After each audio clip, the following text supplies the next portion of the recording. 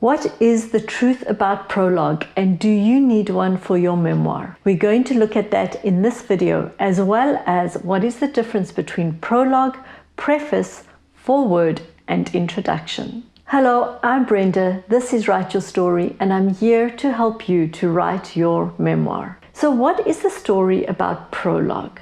Traditionally, prologue has always been the introduction to fiction, to a novel. And prologue has worked where it's a suspense builder. You take a portion out of somewhere later in the novel and you put it right at the beginning to draw the reader into the story, to foreshadow something that's going to happen. Create that suspense and draw them into reading the first chapter. They want to know what's going to happen to get them to that point. So that is prologue in fiction. Historically, the introduction in nonfiction has been called the preface. And it's written by the author to tell the reader what the heart is of the matter for this memoir, for this autobiography, for the story, so that the reader will know what's at stake for the author and be intrigued and want to read it. That is the preface. Some fiction has made use of preface, but historically, prologue is for fiction and preface is for nonfiction. Introduction, on the other hand, has been an introduction to a piece of nonfiction that is not narrative nonfiction. So it's called prescriptive nonfiction. And prescriptive nonfiction is nonfiction where this book is about a how-to book. It's a book that tells you how to do something, teaches you a new skill, gets you informed on something you didn't know. So cookbooks, how-to books, self-help books, those are prescriptive nonfiction, and they would have an introduction if there's something about the book that you need to know in order to make it the best use of this information as you read the book. That is historically been the introduction. Now, some memoirs, autobiographies will make use of an introduction too, and they make use of the introduction because they want to set, say, a historical context. So for example, if I was to write a memoir of growing up in South Africa during apartheid, I may not explain a lot of the history of apartheid in my memoir, but in order to understand dynamics happening in the memoir, it would be important for the reader to know the historical context of apartheid. So I would then have an introduction that would set this scene of the context that my memoir is happening in. That's the introduction for a memoir.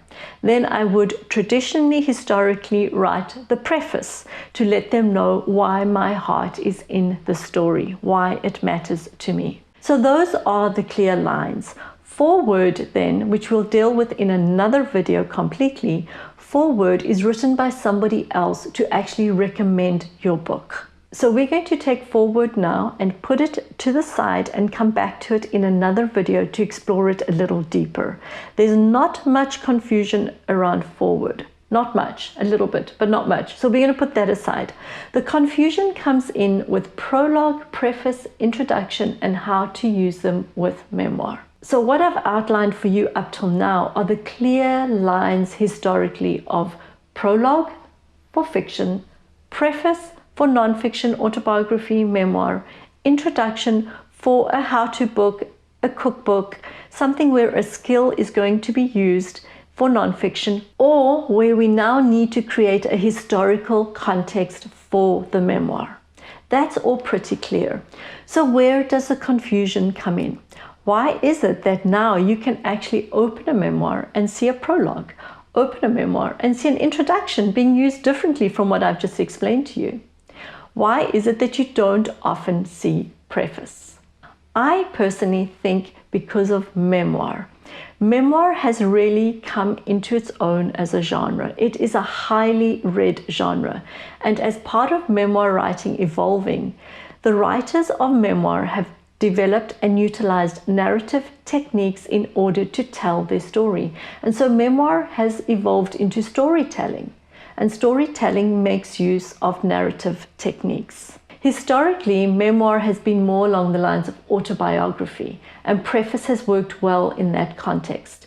And so a really good example of a popular memoir that makes use of preface as the introduction is Becoming by Michelle Obama. And that to me fits really well, because in my mind, from what I read of the book, Becoming actually reads as an autobiography, even though it has memoir all over it. And memoir is what people call their books today, even if they are more autobiographical, because memoir is a hot word and it sells. Most people don't want to read autobiography, they want to read memoir. So Michelle Obama's book, Becoming, has a preface. However, there are 3 really popular best-selling memoirs that make use of Prologue, and they are Educated by Tara Westover, Wild by Cheryl Strayed, and Drinking by Caroline Knapp. They make use of Prologue, and where the confusion has come in is historically preface, Prologue has been used to give the author's point of view on why he or she is writing this memoir, to bring the reader into the heart of the memoir, for the reader to understand what's at stake for the author, and to really entice the reader to read the book. But because memoir is using narrative techniques more and more, some memoir writers have adopted that narrative technique of taking that chapter, that piece of writing, further in the book and putting it right at the beginning as a suspense, as a draw card, as something to entice the reader. So they don't actually give their perspective on why they're writing the book. They borrow from fiction, put in an enticing piece right at the beginning and draw you in. We're going to look at this in another video where I'm going to unpack Prologue much more. But in this video, I want to explain to you the differences and which one you need to use in your memoir.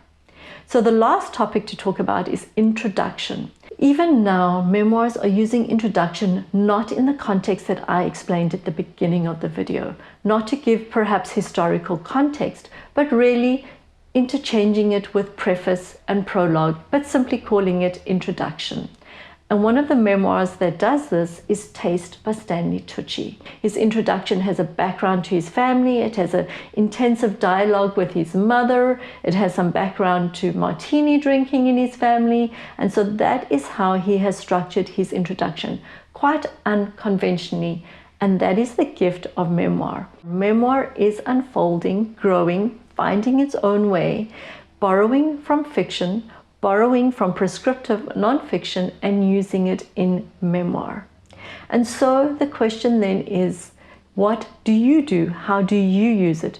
First of all, the truth about Prologue is you can use it in memoir. You can use preface and you can use an introduction. But from what I've seen of a sampling of memoirs, when memoirs use an introduction, they use a prologue more than preface, and certainly more than an introduction. So that now leads the question of, should you have one? Some will say yes, some will say no, some will say maybe, and others will say never. So we're going to talk about that again in my next video, where I'm going to go deeper into Prologue. For this video, just know the truth about Prologue is you can use it when writing your memoir. It doesn't have to be called preface, and it doesn't have to be called introduction, but it can be. So we will look at Prologue more in my next video. If you have any other questions or input or things you want to discuss about this, or whether you're thinking of using one in your memoir and why, I would love to hear about it. Otherwise, subscribe, click on that notification bell so that you do not miss the video on Prologue.